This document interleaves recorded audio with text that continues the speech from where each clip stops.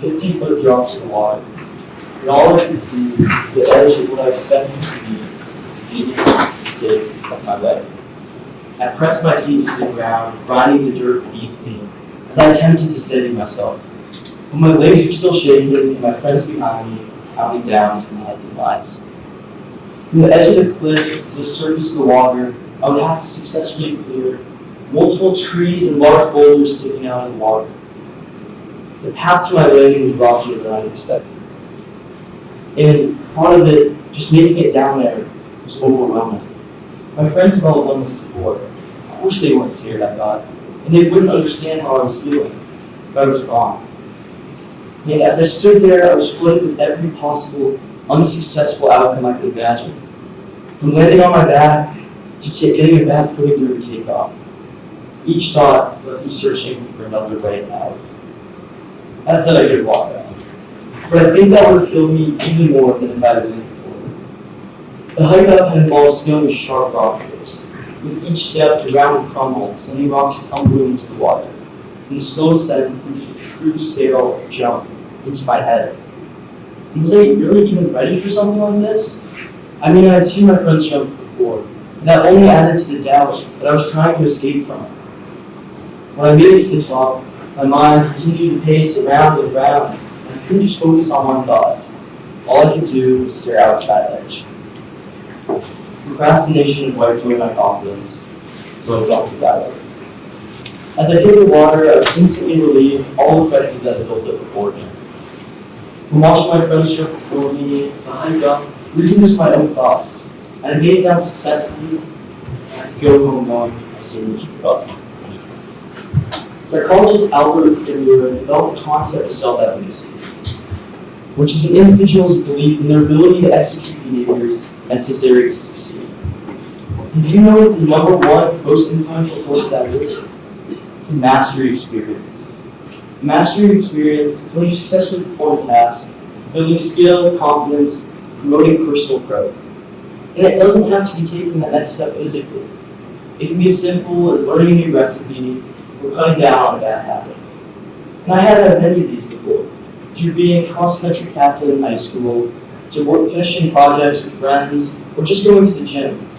All these experiences helped build the confidence that I had in myself to succeed.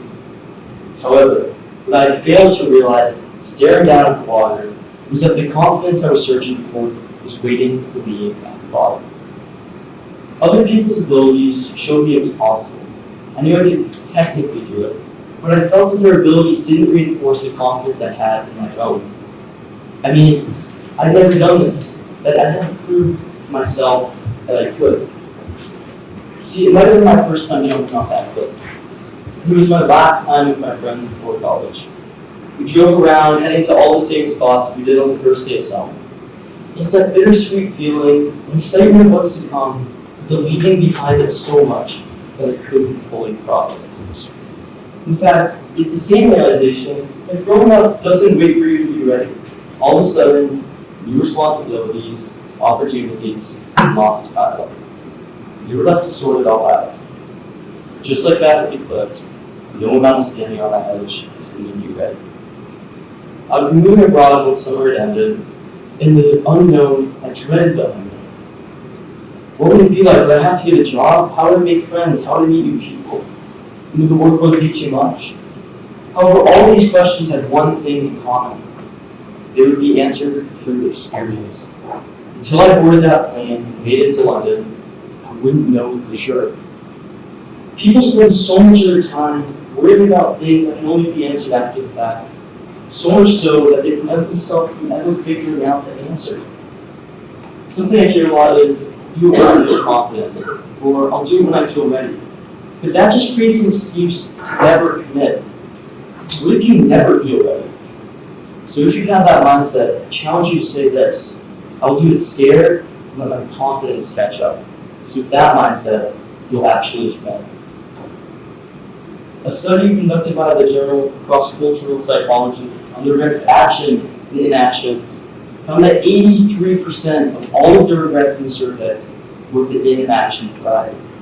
This not only shows the importance of acting on your goals, but also that feeling of regret that you're trying to hide from is more pronounced from failure to act, from failure to bring action.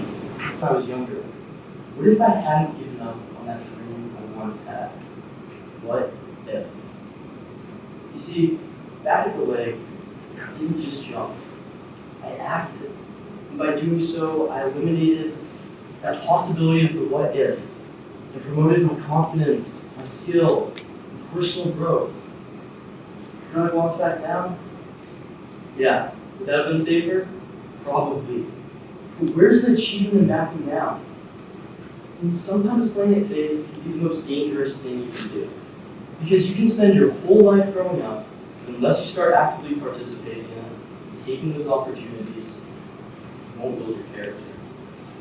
Now, to make it very clear, I'm not saying you should jump off the cliff. Please don't.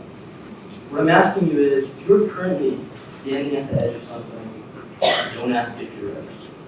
Ask what you'll gain from taking that next